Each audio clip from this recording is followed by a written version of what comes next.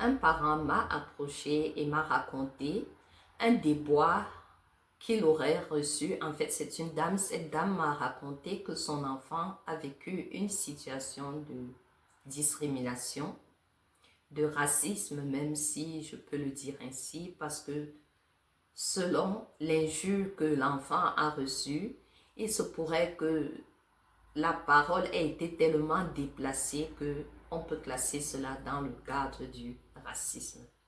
Tu n'appartiens pas ici, tu n'es pas l'un des nôtres. Une manière de dire à l'enfant, ne reviens plus demain, ne reviens plus ici, tu n'es pas l'un des nôtres, tu n'es pas la bienvenue. Alors, pourquoi est-ce que je tiens à te raconter particulièrement cette histoire? C'est parce que nous sommes nombreux sur cette page qui sommes de l'étranger et qui habitons dans un pays comme par exemple l'Allemagne. J'ai souvent prôné sur cette page qu'il faut enseigner à son enfant d'où on vient, parler la langue de chez soi, investir sur les histoires de chez nous, les comportements de chez nous, comment est-ce que nos parents agissaient, comment est-ce qu'ils faisaient, comment est-ce qu'ils vivaient avec les autres. Alors, si ce parent, à l'exemple de ma voisine qui m'a raconté cette histoire, n'avait pas pris la peine d'avoir déjà dit à son enfant, tu n'es pas d'ici, quel que soit ce que les gens te diront dehors, n'oublie pas que nous, tes parents, nous t'aimons. Imaginez le traumatisme. Certes, cela a touché l'enfant, mais le fait que l'enfant sache que son parent est là pour lui, le fait que l'enfant sache que j'ai le chez moi quelque part, cela a changé quelque chose dans la manière de prendre ce que l'ami ou le camarade lui a dit à l'école.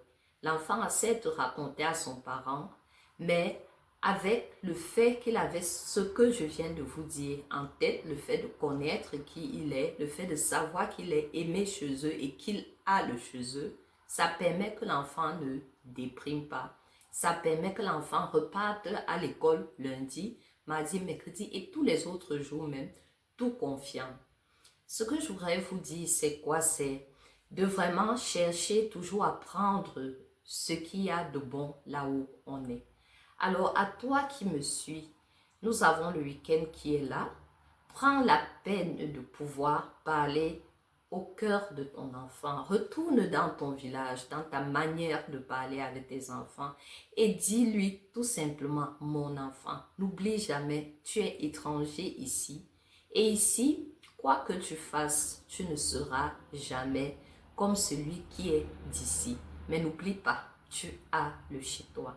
Nous sommes déjà le chez toi, là où nous habitons ici, mais il y a un autre chez toi quelque part qui t'attend, qui t'accueillera là-bas bien. Et sache même que dans la vie, où que tu sois, il y aura des personnes qui cherchent toujours à te piquer ci et là, mais nous serons là pour toi.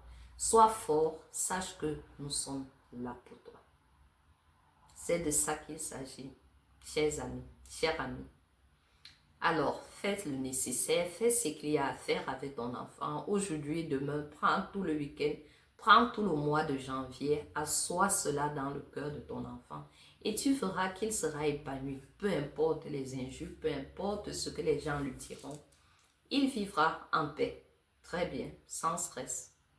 Alors, bonne journée et bon week-end.